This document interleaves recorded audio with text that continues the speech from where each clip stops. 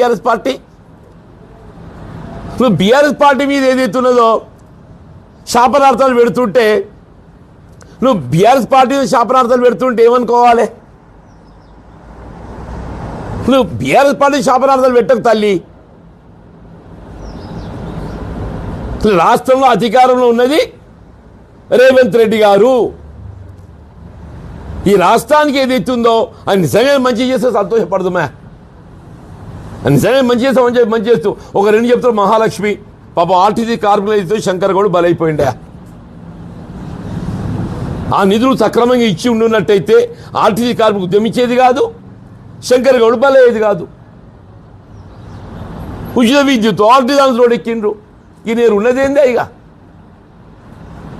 నేను ఉన్నదేంది అంటున్నా. Fee reimbursement 10,000 కోట్లు కోర్టు మొట్టిగా లేచింది ఫీజు రియంబర్స్మెంట్ సంబంధించి.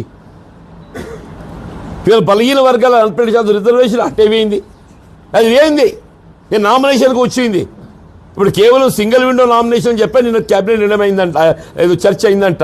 మరి స్థానిక సంస్థలు కూడా నామినేట్ చేస్తా అంటాడు. ఇది కూడా తెలియదు, కథ తెలియదు ఎవరికైనా. నువ్వు నిన్నటి దాకా ఏం నడిచింది? సింగిల్ విండో నామినేషన్ అని చెప్పి చర్చ అయిందా? ఇంకా దాన్ని ఏమైనా కానూన్ దొరుకుతో చూస్తారు. స్థానిక సంస్థలు కూడా ఎన్నికలు పోకుంటే నామినేట్ చేయవచ్చా? అట్లుంది పరిస్థితి అని చెప్పి అంటున్నా. దాన్ని అడ్డుకునే ప్రయత్నం చేద్దామమ్మా అంటున్నా నేను.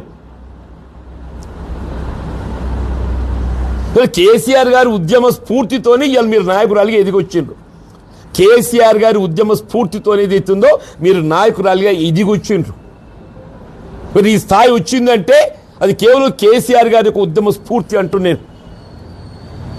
దాన్ని కేసీఆర్ గారు మరింత గొప్ప నాయకుడు నిలబెట్టే విధంగా ప్రయత్నం చేద్దాం. కేసీఆర్ గారు మరింత గొప్ప నాయకుడు నిలబెట్టే ప్రయత్నం చేద్దామని చెప్పంటున్నాను.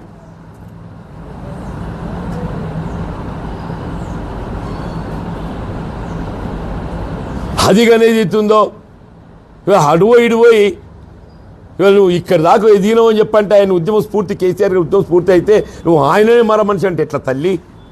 ఆయన మన మనిషి అయితే ఇక మొత్తం ఎవరు హృదయం ఉన్న మనుషులు అంటూ నేను. దయచేసి అటువంటి మాట నీ నోటి నుండి వెలువడిస్తుంది కాదు. దాన్ని ఉపసంహరించుకోండి. ఇప్పటికీ కవిత గారి నోట్ అంటే ఏదైతుందో ఆమె పార్టీ పెడుతున్న సందర్భంగా ఆమె ఇంకే సలహాలు సూచనలు చేసినా మేము దాని మీద పెద్ద స్పందించాల్సినటువంటి ఒక ఆవశ్యకత ఉంటుందని చెప్పి భావించే వాళ్ళం కాదు.